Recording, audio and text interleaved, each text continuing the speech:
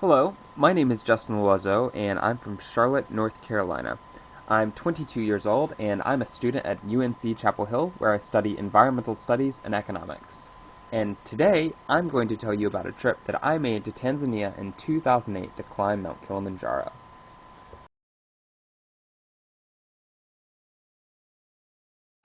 Tanzania is located in East Africa, and besides being home to Mount Kilimanjaro, is also home to about 42 million people, so about 7 times the population of North Carolina.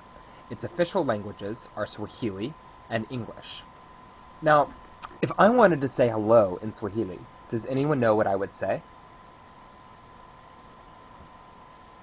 I would say jambo, and then if I was asking, how are you? I would say mambo, and then if I was going to say, I'm okay, I would say boa boa. So, a typical conversation you might have passing someone on the street in Tanzania could be jambo, mambo, boa boa. Now you try.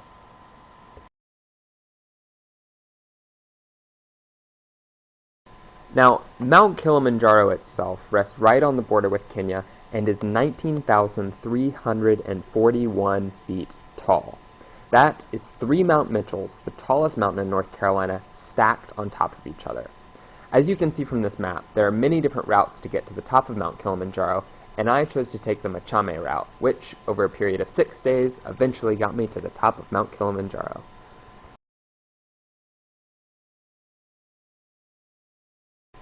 Now, when climbing, most people have a guide, a cook, and some porters to help carry some of their stuff. I thought it would be fun to see if I could climb the mountain with only a guide, so here I am with my pack all loaded, ready to hit the trail.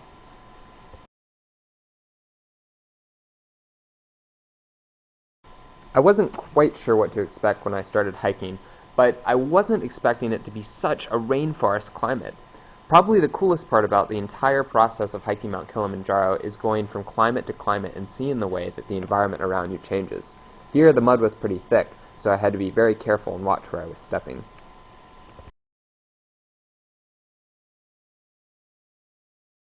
This is a picture of some of the porters that were walking along the trail next to me on the way up Mount Kilimanjaro.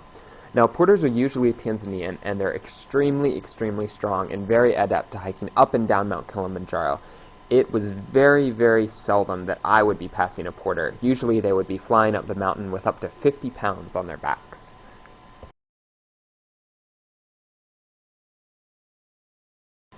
Looking up at Mount Kilimanjaro from its base, or even looking up the trunk of a towering tree, I was reminded of the power of nature.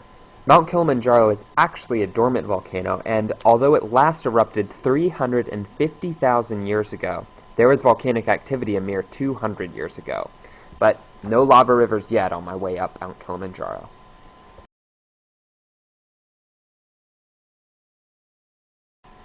So this is the tent that I slept in every night, and it might not seem like much, but it protected me from all the elements and was a welcome haven at the end of the day.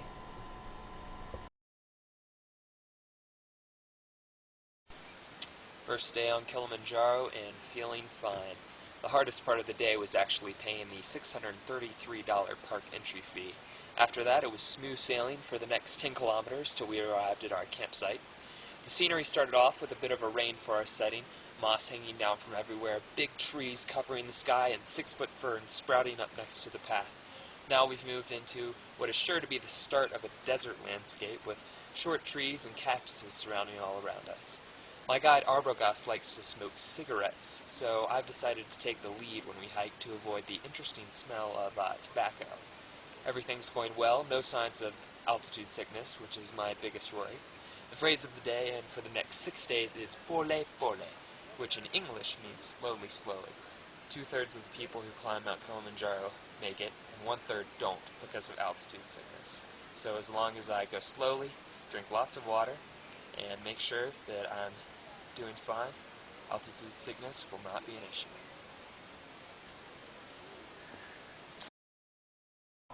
Climbing up Mount Kilimanjaro, I decided to make a video recording to share with my parents, my friends, and you all as you learn about Mount Kilimanjaro at school. This is the first video, so I hope you enjoyed it, and there will be many more to come.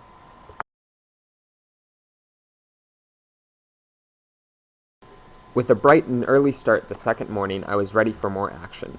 One thing to point out on this photo are the blue pieces of cloth that are wrapped around my lower legs. These are called gaiters, and they're not only a way to keep mud out from your boots, but as the vegetation changed and it became drier and drier, was also a good way to keep irritating dust out of my boots, my socks, and my toes.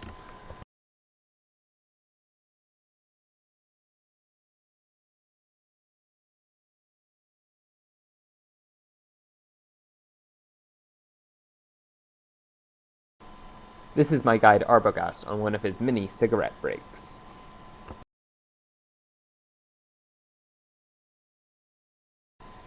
We made it through the clouds, and it was certainly a sight to see. Although the lower parts of Tanzania were now hidden from my view for the most part, I could see above and beyond, the mountains all the way over stretching from Tanzania to neighboring Kenya.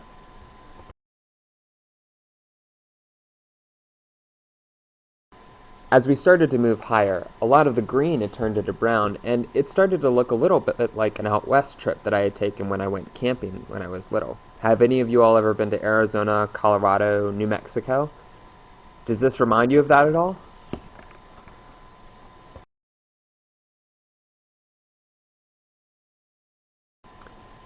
Although there weren't many animals that I saw along the trail at Mount Kilimanjaro, there were plenty of plants all around me, and for the most part, they were totally new to me. This is an example of a flower that I'd never seen before anywhere else.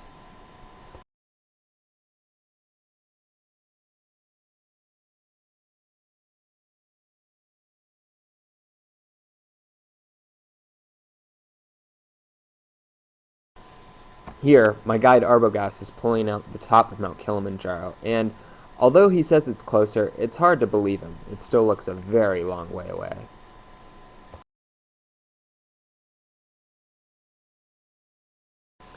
At some points along the trail, our path merged with other people's paths who were climbing up Mount Kilimanjaro. Campsites were a fun time to be able to talk with other guides, other porters, and other people who were climbing Mount Kilimanjaro to see how they had been faring and what they were expecting in the days to come.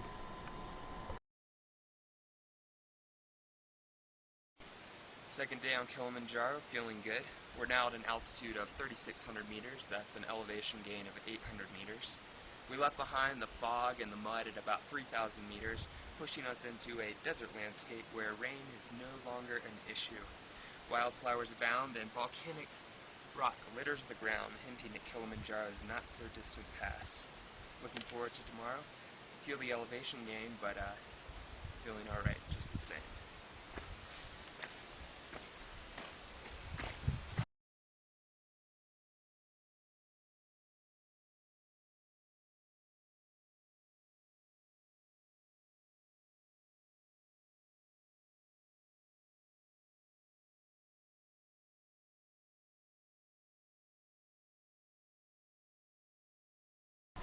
By this point, there was almost no vegetation anywhere around us, and instead the ground was littered with volcanic rocks from thousands and millions of years ago.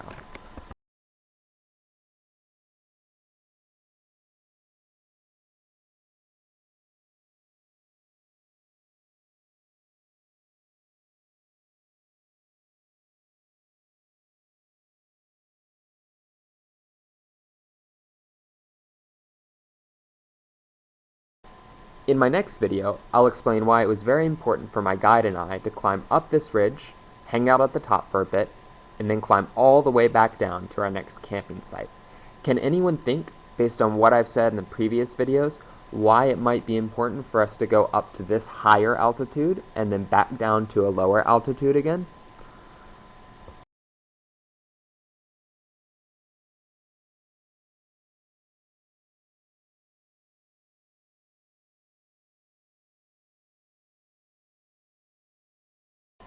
Looking back on the trails that we had hiked that day from the top of the ridge, it was nice to see a little physical evidence of how far I had come. Usually, as you're headed up and up, what's behind you is lost in the clouds, so it was very, very comforting to be able to see how far we had gone, and yet, at the same time, we still had a long way to go.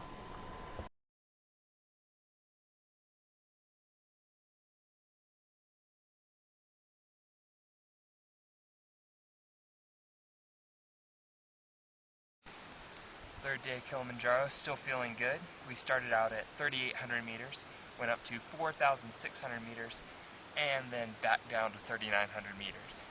The reason for this was to help us acclimate to the different altitude, and it was a really good experience because I went the highest that I've ever been before, about 15,000 American feet. You can tell by the way I'm breathing that I'm a little bit out of breath.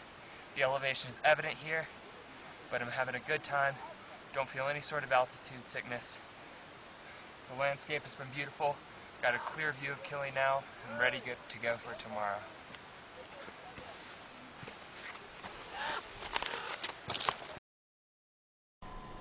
It's interesting to look back on this video and realize just how out of breath I really was. Have any of you all ever been out of breath after you've ran a lot? Well, imagine if you were running 24/7 and you never stopped running and you were always out of breath. That must have been what I was like, but it wasn't what I was feeling because as I was going up and slowly acclimating to the different climates, it seemed normal for me to always be out of breath. I think that's why I didn't really notice it in this video.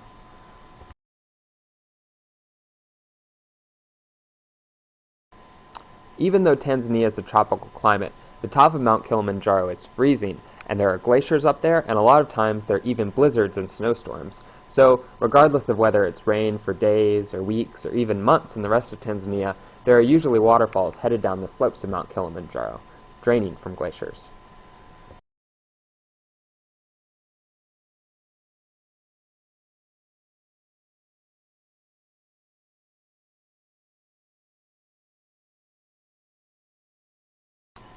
Climbing Mount Kilimanjaro was way more than a physical challenge for me. It was also a chance to reflect on what up until that point had been a very interesting and very packed full summer. I had been working in Uganda for the past 3 months with a nonprofit organization, living with a host family, and engaging myself with a community that I had never really been a part of or known much about beforehand. So, in climbing Mount Kilimanjaro, I was giving myself a chance to relax, reflect, and think about how this impact on my life would affect me in the future.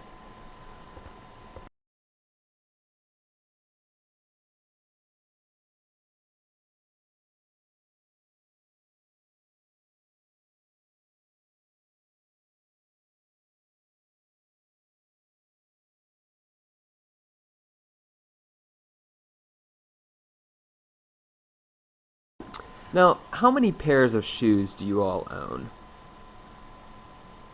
Do you have shoes for soccer, basketball? Do you have shoes for dance class? Maybe some dress shoes? Maybe some sandals? Maybe some shoes for just wearing around at school? Well, a lot of porters who climb Mount Kilimanjaro just have one pair of shoes, and a lot of times they're not even hiking boots. But, surprisingly enough, they're able to do just fine in that. And so it goes to show that a lot of times, maybe you don't need all the things that you have, and you're able to do without just fine.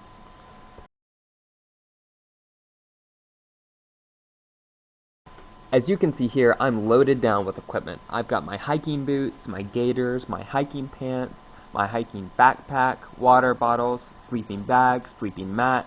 I even have sandals for wearing around camp so that my feet can air out. And looking back on it, I wonder if I needed all the equipment I have, or maybe if I could even have hiked Mount Kilimanjaro with just tennis shoes on. Although, I think the porters are way stronger than I am, and I'm not sure that I could have. Do you think you could hike Mount Kilimanjaro with tennis shoes on?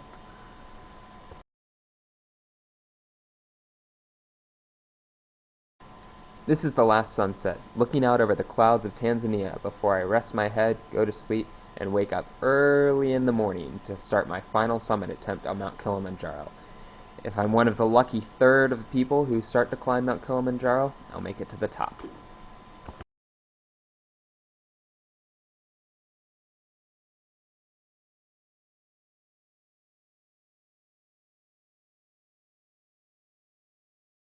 Mount Kilimanjaro. We just summited. Started out around 12:45 and got to the summit at 5:50. No, wait. What time was it? 5:36. 5:36, and we were the first people to get to the top. It was awesome. From Machame route and Marangu route. Yeah, here's my guy at Arbogas. Yeah. Wait for the camera. Yeah. Together with my class. Yeah. He's my friend. You can see all Justin around. is a hero now of the Mt Kilimanjaro. You can see the glacier all around. Tomorrow, Beautiful sunrise. tomorrow Justin going to get a certificate for Mt Kilimanjaro. It's the first Mount conqueror for today. Glacier over there. Beautiful sunrise. Feeling good. Everything's going Yeah. great. I'll see you at the bottom. Now in Boy Scouts, I learned that there are 3 T's for signs. You're not supposed to touch, turn, or tinkle on signs. Otherwise, it's going to inhibit someone else's ability to know where they are. However, I thought it was pretty certain that this sign wasn't going anywhere, and that if people didn't know they were at the top of Mount Kilimanjaro, they had bigger problems than me tinkling, touching, or turning this sign. So I gave it a big smack.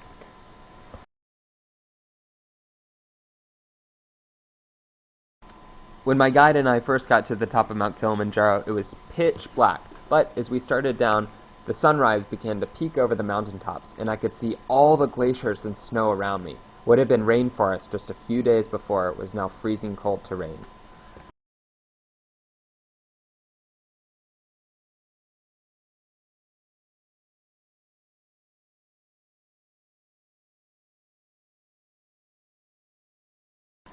Every year, the glaciers on Mount Kilimanjaro are getting smaller and smaller. Some people say it's due to global climate change. Other people say it's because Mount Kilimanjaro is a dormant volcano and its surface is actually getting warmer and warmer every year before it erupts again. But nobody knows for sure. What is sure, however, though, is that the glaciers are slowly disappearing.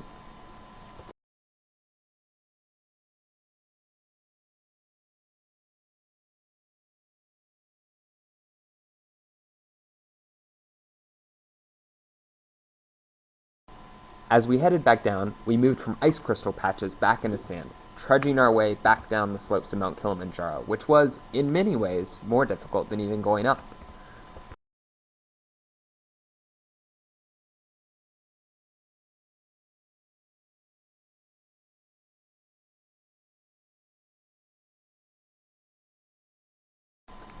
Does anyone remember what those blue pieces of cloth around my legs were in that other picture that I showed you earlier? Just to remind you, they're called gaiters, and they protect you from sand. As you can see in this picture, sand is easily pushed up as you walk through it, so they were very, very helpful on this day as we started back down.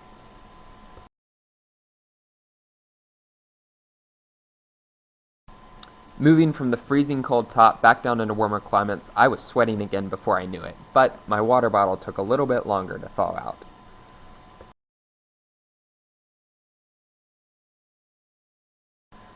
Nothing like a cup of warm tea after climbing the tallest mountain in Africa.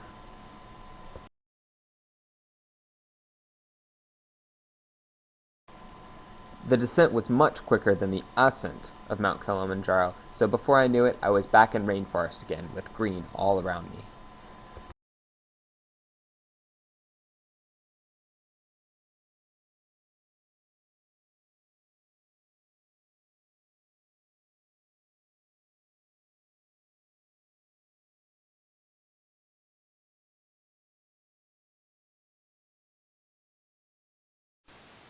Back in the rainforest a second time. Today's ascent was awesome. We started out at base camp at 4,600 meters and went up to 5,985 meters. That's 19,351 feet. It was definitely by far the hardest thing that I've ever done in my entire life, but it was totally worth it, and because my guide is a speed demon, we reached the top before everyone else, which was really cool. Got to wave hello to the sunrise, wave goodbye to the glaciers, and then head back down again. After a power nap of about an hour, we started our descent again, another 10 kilometers down, and now we're at the elevation. Now we're at an elevation of 2,800 meters, and I'll be heading back down tomorrow.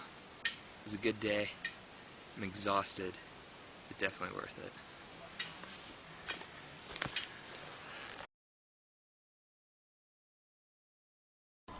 As I made my way down the final path to the trailhead of Mount Kilimanjaro, a few monkeys waved their farewell. It had been an exhausting and exhilarating 6 days, and a trip that I will not soon forget. Back in North Carolina, I love camping, and it's one of my favorite activities. Do you all ever go camping? Well, North Carolina has a lot to offer, and if you're looking for your own Mount Kilimanjaro, ask your parents to take you on a day trip to the Appalachian Mountains. No matter whether you're in Africa or the USA, or a monkey's greeting you, or maybe just a squirrel, there's always an outdoor adventure to be had if you're on the lookout.